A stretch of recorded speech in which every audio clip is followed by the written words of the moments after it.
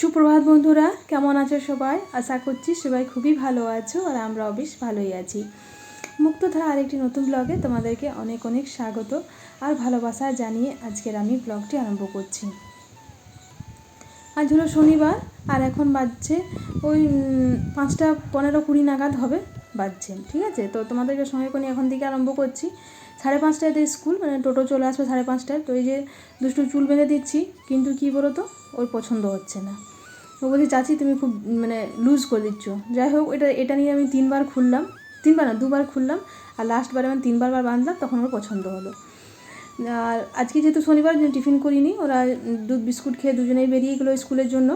আর আজ ভোরে সকালে আজকে যেহেতু শনিবার, দিদিভাই আর বৃষ্টি তো প্রত্যেক শনিবারে যায় দুর্গাপুর, তো ওরাও সে ভোরে বেরিয়ে গেছে। আমি যখন ঘুম থেকে উঠি তখন ওদেরকে আর দেখতে পাইনি। আমি যখন আজকে ঘুম থেকে উঠেছি তখন 4:45 বাজে, তার আগেই ওরা বেরিয়ে গেছে। যাই হোক, ওরা স্কুলে বেরিয়ে গেলো। এই পাশে দেখো, কালকে আমাদের একটুখানি ঝড় হয়েছিল, তো বেশ জানলাগুলো তো অনেকটাই দেখলাম ধুলো জমেছিল, তো ভাবলাম ওটা আগে পরিষ্কার করে নিই, তারপরে তখন চাটা বসাবো। তো একটুখানি স্কচ ব্রাইট দিয়ে জানলাগুলো ভালো করে ইয়েগুলো ঝেড়ে নিলাম, ধুলোবালিগুলো। আর তারপরে দেখো একটা ভিজা কাপড় দিয়ে খুব সুন্দর করে মুছে নিচ্ছি। আর এই পাশে জানো তো, স্কচ ব্রাইটটা যখন দিয়ে ঘষলাম তখনই তারপরে চাটা বসিয়ে দিয়েছি সসপ্যানে। আর ওই পাশে দুধটা যেহেতু ওরা খেয়ে গেছিলাম তখন তো খুব একটা গরম করিনি, ফোটাইনি আর কি, গরম করেছি তবে ফোটাইনি। তো ওই পাশে কড়াই দুধটা বসিয়ে দিয়েছি ফোটাবার জন্য, নাহলে ফেটে যায় দুধটা, সেই ধরো রাত্রেবেলায় ফোটানো আছে। তো ওই জন্য ওদেরকে হালকা গরম করে ওদের 2 ভাই বোনকে দিয়ে তারপর বাকি দুধটা এখন বসিয়ে দিয়েছি ফোটাবার জন্য। আর দেখো এই পাশে কী সুন্দর করে আমি পরিষ্কার করে নাও, আর খুব সুন্দর করে দেখো জানলাগুলোও খুব সুন্দর পরিষ্কার হয়ে গেছে, বেশ চকচক করছে দেখতে পাচ্ছ। আর স্ল্যাবগুলো খুব সুন্দর করে ক্লিন করে নিয়েছি। তো দেখো তারপর হয়ে গেল আমার চা। তো চাটা যখন হয়ে গেল তখন চাটা আমি ছেঁকে নিলাম, যে বললাম যে চাটা বসিয়ে নিয়ে এগুলো ক্লিনগুলো করলাম, ভিজে কাপড় দিয়ে মুছলাম। তো চাটাও তারপরে দেখো একটুখানি চা মুছলো, ওটা ওর সঙ্গে সঙ্গে মুছে দিলাম, নাহলে কী বলতো যদি থেকে যায় না তা দাগ হয়ে যায়। আর সকালেই না খুব বড় মাছ একটা ধরা হয়েছে, খুব বড় মাছ। দাদা এসে বললো যে 3.5 কেজি মাছটা ছিল। যাই হোক, মাছটা আজার করে নিচ্ছি। তারপরে আরেকটাই মনে ভয় আছে যে কে জানে আজকেও কাজের বোনটা আমাদের আসবে কিনা, যেহেতু কালকে আসেনি তোমার তো জানোই। এবার মনে আজকেও একটা ভয় আছে যে আজকে আসবে কিনা। আর মাথাটা তোমার দেখে বুঝতেই পারছো, মাছের মাথাটা দেখে যে কত বড় মাছটা ছিল, প্রায় 3.5 কেজি কাতলা মাছ ছিল, অনেক বড়ই মাছটা ছিল, দেখতে পাচ্ছ। তো দাদা এটা নিয়ে গেছিলো, নিয়ে গিয়ে বাইরেই কাটাকুটি করিয়ে নিয়ে এসেছে। এটা জাস্ট একটুখানি বাড়িতে ধুয়ে নিতে হবে। তো মাছটা ঢেলে নিয়ে দেখি করতে না করতে দেখলাম যে কাজের বউ চলে এসেছে। তো ওকে দেখে আমার বিরাট খুশি। যাই হোক, আবার কাজে বোন এসেছে। তবে কী বলতো, থালা বাসন এঁঠো বাসন কিছুই রাখিনি, সমস্ত কাল রাত্রেই ধুয়ে নিয়েছিলাম। যেহেতু বুঝতে পারছিলাম না যে আসবে না আসবে, তখন সকালবেলা একটু কাজের চাপ হয়ে যায়, খুব হড়বড়ি হয়ে যাবে। আর শনি রবিবার যেহেতু আমি একদমই একা থাকি, তো ওই জন্য ভাবলাম যে তাহলে বাসনগুলো রাতেই ধুয়ে রেখে দিই, যদি আসে তো ভালোই, আর না আসে তো অন্তত বাসন ধোয়া কাজটা আমার একটু কমে থাকবে। ওই জন্য কালাতে বাসন টাসন ধুয়ে রেখে দিয়েছিলাম। তো ওই জন্য ওরও বাসন নেই, তবে হ্যাঁ আছে, জামা কাপড়গুলো আছে। আর আমি আজকে নিচের রুমে বেডশিটটা দিয়েছি, আর কালকে দেবো এই রুমে বেডশিটটা। তো আজকে ওই জন্য একটুখানি খুলে রেখে দিচ্ছি, যেহেতু সকালবেলা যদি এখানে এই রুমটাতে শুয়ে থাকে কেউ, তখন উঠিয়ে নিয়ে আর বেডশিটটা চেঞ্জ করতেও তো খারাপ লাগবে, যে তুমি উঠো আমি তুলবো বেডশিটটা, কেমন হবে একটা। তো ওই জন্য আজকেই তুলে রেখে দিচ্ছি। তুলে রেখে নিয়ে এটা কিন্তু আজ দেবো না কাচতে, এটা কাল দেবো। আর আরেকটা কথা বন্ধুরা, আজকে আমার মা বাবা আসবে সোমবারে আমার ছেলের জন্মদিন, তো ওই জন্য মা বাবা আসছে। আর মায়ের চেক আপও তোমাদের মনে আছে কি না জানি না, সে আমার মা একবার এসেছিলো, সে মার অপারেশন হয়েছিল, হিপ জয়েন্টটা ভেঙে গেছিলো মায়ের, তখন অপারেশন হয়েছিল। তো এখান থেকে অপারেশনটা হয়েছিল, তারপরে চেক আপ সবই হয়েছিল, তারপর তো মা চলে গেছিলো।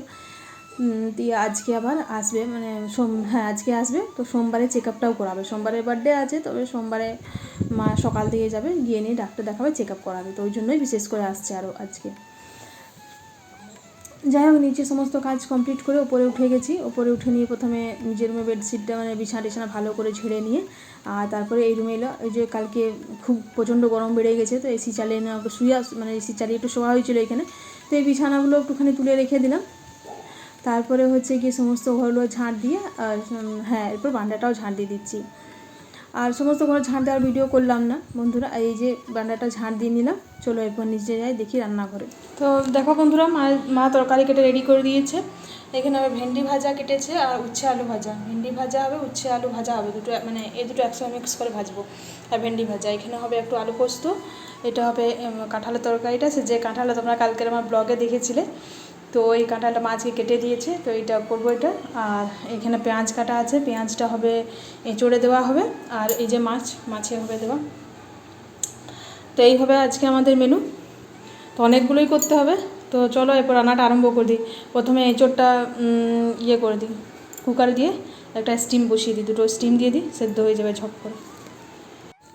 তবে কী বলতো, মা বলছিল এক কাজ করে এঁচোড়টা ছোলার ডাল দিয়ে করে দাও। আমি বললাম কেন ছোলার ডাল দিয়ে করবো? তখন বলছে যে তুমি আজ শনিবার, যেহেতু আমি আজকে নিরামিষ খাই, তো বলছে, আমি বললাম যে না দরকার নেই, এঁচোড়টা ছোলার ডাল দিয়ে করে আর পেঁয়াজ রসুন দিয়েই করবো। একে তো এত বড় এঁচোড়, তারপরে আবার যদি নিরামিষ করি ছোলার ডাল দিই, তারপরে কী জানি কেমন খেতে হবে।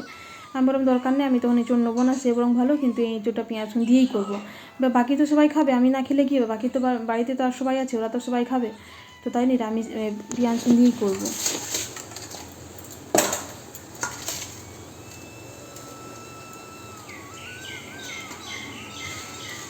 মা, মাছ কি এক পিস করে করব?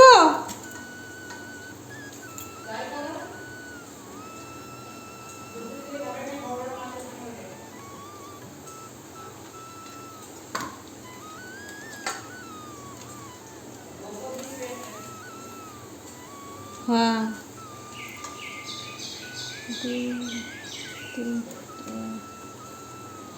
2 মাথা আছে, এটা কি বউকে দেবো? এটা 2 ভাইয়ের, এটা মায়ের, এটা আমার মায়ের, এটা বাবার, এটা হলো দুষ্টু। এইগুলো তাহলে এগুলো থাকছে,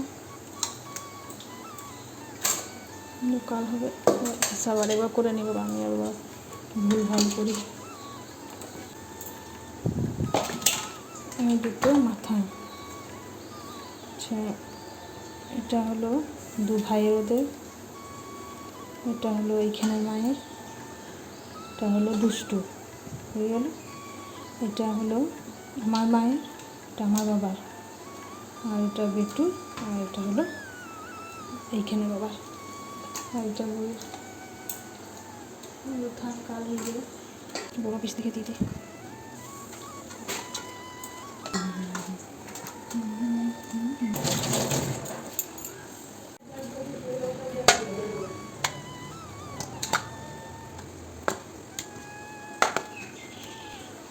এগুলো ফ্রিজে ভরে দেবো, এগুলো কাল হবে। ঢাকা দিয়ে একটা, হ্যাঁ বাবা, মাকে ইয়েতে চাপিয়ে দেবে ট্রেনে বাবা।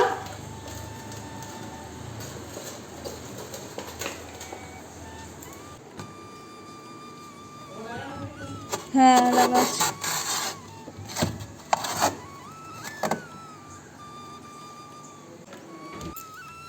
তো তারপর দেখো মাছটাতে নুন হলুদ ভালো করে মাখিয়ে নিচ্ছি। মাছটা একটুখানি ঝোলই করবো আজকে, জানো তো, আজকে যেহেতু টাটকা মাছ, ফ্রেশ মাছ একদম পুকুর থেকে আমাদের তোলা, তাহলে আজকে একটু ঝোলটাই করি, তারপরে যদি কাল যে মাছটা থাকবে তখন অন্য কিছু কাল করা যাবে, আজকে একটু ঝোলই করি।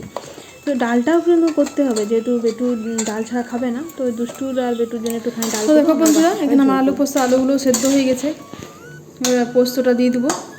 আজকে কী বলো তো, পোস্তটা করতে গিয়ে নুনটা দিয়েছি, তো নুন দিতে দিতে ভুলে ভুলে হলুদটাও দিয়ে ফেলেছি। আমি বললাম যা বাবা, আবার হলুদটাও দিয়ে ফেললাম। দিয়ে কিছুগুলো আলু যেগুলোতে হলুদ পড়েছিল ওগুলো উঠিয়ে নিয়ে ধুলাম, ধুয়ে নিয়ে আবার দিলাম, তো দেখছি সেই হলুদ দেখতে হয়েই গেল। সবগুলো তো আবার দিতে পারলাম না, ওটার মধ্যেই কিছুগুলো হয়তো চলে গেল, 1-2 সঙ্গে মিশে গেল, ওই কালারটাই চলে এসছে আর কি। এমনি কিছু ক্ষতি নেই, অনেকেই দেয় হলুদ আলু পোস্ততে, আলু পোস্ত বলো, ঝিঙে পোস্ত বলো, অনেকেই হলুদ দিয়ে রান্না করে, তবে আমরা দিই না, ওই জন্য একটু দেখতে কেমন লাগছে। তবে এখন এই দেখবে ঘরে খেতে বসে সবাই বলবো আজকে কি আলু পোস্ততে হলুদ দিয়েছো? মানে আমাদের তো সাধারণত দেওয়া হয় না, সাধারণত কি আমরা দিই না, মানে পোস্ততে আমরা হলুদ দিই না। তো আজ একটু হলুদ দিয়ে ফেললাম ভুলে ভুলে, তা আমি ধুলাম, সঙ্গে সঙ্গে তুলে নিয়ে ধুলাম আলুগুলো, কিন্তু কী করবো, এটাতেই হয়ে গেল। ঠিক আছে থাক, 1-8 দিন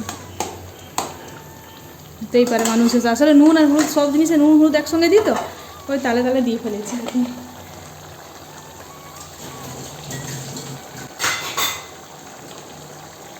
আজ একটু মুসুরির ডাল বসালাম, আর এই যে এঁচোড়টা আমি জানো তো 2বার করে সেদ্ধ করলাম। আগে একবার দিলাম, 4-5টা স্টিম দিয়েছিলাম, কিন্তু 4-5টা স্টিমেও দেখলাম যে সেরকম সেদ্ধ হয়নি, দিয়ে আবার তখন ফ্লেমটা একদম কমিয়ে দিলাম, দিয়ে আবার 3-4টে দিলাম, তখন দেওয়ার পর দেখছি যে হ্যাঁ একটু হয়েছে।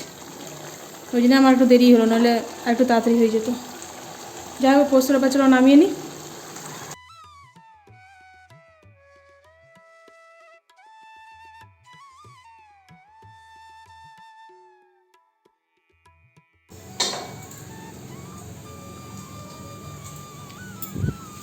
তো দেখো পোস্তটা নামালাম, এইখানে আমার ভেন্ডি ভাজা আর উচ্ছে ভাজাটাও হয়ে গেছে।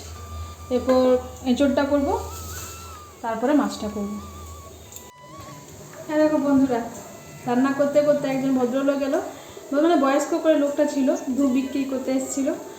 তো এই যে দুটো নিলাম, 30 টাকা করে প্যাকেটগুলো নিল।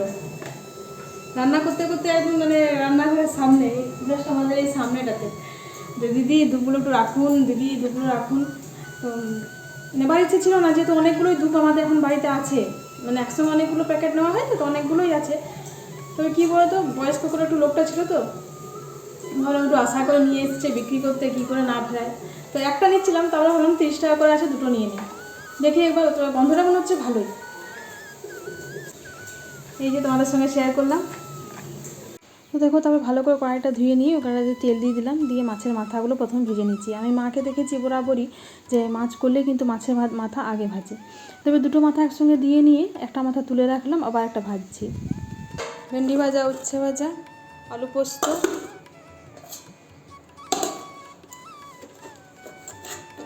এইখানে রইল মাছ ভাজা। ঠিক আছে, এই একটা মাছটা দুষ্টুকে দেবো, একটা আমার বাবাকে দেবো, আর একটা খান দুষ্টুর, এই যে বেটুর। এখানে এঁচোড়ের তরকারিটা মানে ক্যামেরার কাছে এমনি আসছে, কিন্তু কালারটা কিন্তু এমনি সাদা সাদা হয়নি, বুঝলে। দাঁড়াও দেখি ঠিক করে দেখাতে পারছি কিনা। তবে যে দেখতে যেমনই হোক, এঁচোড়টা আমার খেতে ভালো হয়েছে। দাদা একটু খেলো, টেস্ট করলো, তো বলছে যে না ভালোই লাগছে খেতে। হয়ে গেল এটা। আর এখানে রইল আমার মাছের ঝোলটা।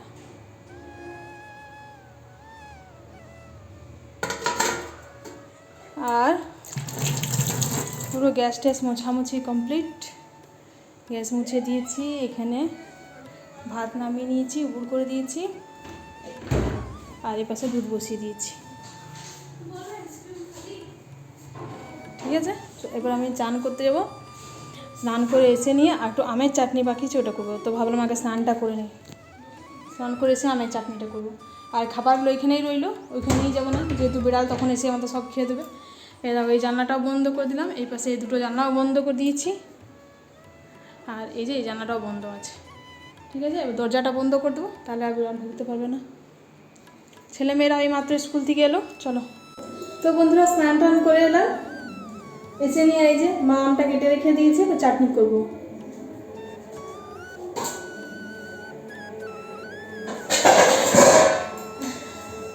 বাবা স্নান করে বসে আছে, খাবার সময় হয়ে গেছে, তো এই চাটনিটা করে নিয়ে বাবাকে খেতে দিয়ে দেবো।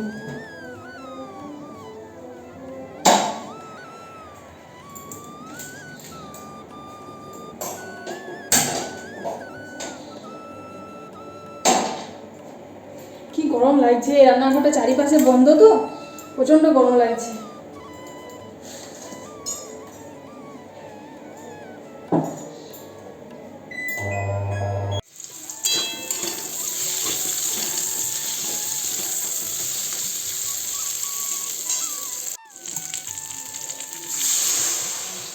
বাবা বলেছে আমারটা তো চিনি দিও না, মানে ফুটবে তো, আর বাবাটা তুলে রেখে দিতে হবে, বাবা বিনা চিনি দিয়ে খাবে।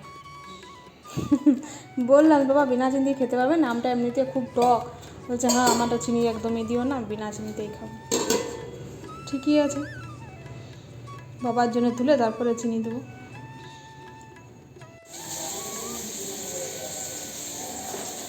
তো বন্ধুরা, মা বাবার জন্য 2 গ্লাস একটু চিনি জল ভিজিয়ে দিচ্ছি।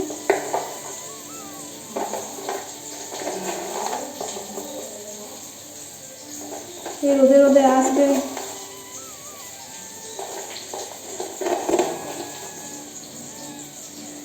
ভেজানো থাক। তো এরই মধ্যে মা বাবাও চলে এসছে, আর দেখো মা বাবা মিষ্টি নিয়ে এসছে, বাবা আমার হাতে দিল, দিয়ে আমি মিষ্টিগুলো এখন ফ্রিজে ভরিনি। ফ্রিজে ভরার আগে না গপুর জন্য একটুখানি উঠিয়ে রেখে দিচ্ছি। আজকে আর দেওয়া হবে না, আজকে দেওয়া মানে সকালে তো পুজো হয়ে গেছে গপুর, তবে ওই সন্ধ্যের সময় গপুকে যখন স্নান করাবো তখন দেবো। বাড়িতে মিষ্টি আসুক যাই আসুক, প্রথমে আমি গপুর জন্য একটু সরিয়ে রাখার চেষ্টা করি।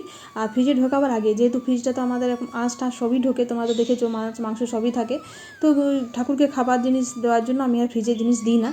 তো ওই জন্য আগে থেকে সরিয়ে রেখে দিলাম, দিয়ে একটা বাটিতে জল নিলাম, জলের ওপরে এই মিষ্টিগুলো বসিয়ে রেখে দেবো ঠাকুর ঘরে, তাহলে আশা করি খারাপ হবে না। তারপরে আজকে যখন সন্ধ্যের সময় স্নান করাবো তখন এইগুলোই গপুকে খাইয়ে দিয়ে আর স্নান করাবো, মানে এগুলোই গপুকে আজকে ভোগ দেবো। তুমি সিপিন মানে বুঝবে। দুটো আমি এখন চান করে এসেছি, আর থ্যাংক ইউ অল তাদের চাচির এই ব্লগগুলো থেকে তোমরা 1K করেছো। তো তারপর দেখো বন্ধুরা, বাড়িতে সবারই খাওয়া হয়ে গেছে। প্রথমে দিলাম বাবাকে, মানে আমার শ্বশুরমশাইকে, তারপর দিলাম আমার বাবাকে, মানে বাবাকে আগে দিয়ে নিয়ে তারপরে বাবা বললো আমি একটু পরে খাচ্ছি, যেহেতু বাবা সেই রোদে গরমে এলো, তো বাবা বললো আমি একটু পরে বসছি, তো বাবাকে দিলাম, তারপর আমার বাবাকে দিলাম, আমার বাবাকে আর দাদাকে দুজনকে একসঙ্গে দিলাম। তারপরে হচ্ছে গিয়ে আমরা সবাই এখন নিয়ে নিচ্ছি। আর আমার বর তো আগেই খেয়ে গেছে, তোমাদেরকে তো বলা হয়নি একটি কথা, আমার বরের আজকে একটা বন্ধুর মা মারা গেছে, ঠিক আছে, তো ওইখানে গেছে, বন্ধুর কাছে তো গিয়ে দাঁড়াতেই হবে, ধরো, তো ভাত টাত খাওয়া দাওয়া করেই গেছে, 12টার মধ্যে ভাত খাওয়া দাওয়া করে বেরিয়ে গেছে। আমি বললাম ভাত খেয়েই যাও, কারণ আসতে দেরি হবে, কতটা দেরি হবে না হবে, তো ওই জন্য ওর সব থেকে আগে খাওয়া হয়ে গেছে। বাকি রইলাম আমি, দেখো দুমাকে টেবিলে দিয়ে দিয়েছি, দুমা এখন বসে টেবিলে গল্প করে খাচ্ছে, আর আমি নিয়েছি, আর বেটুকে দুষ্টুকে দিয়েছি, বাকি সবারই খাওয়া হয়ে গেছে। তাহলে বন্ধুরা আজকে ব্লগটা এই পর্যন্তই রাখছি। সবাই ভালো থেকো, সুস্থ থেকো, সাবধান থেকো, সবাইকে ভালো রাখো। কাল আবার আসবো, টাটা।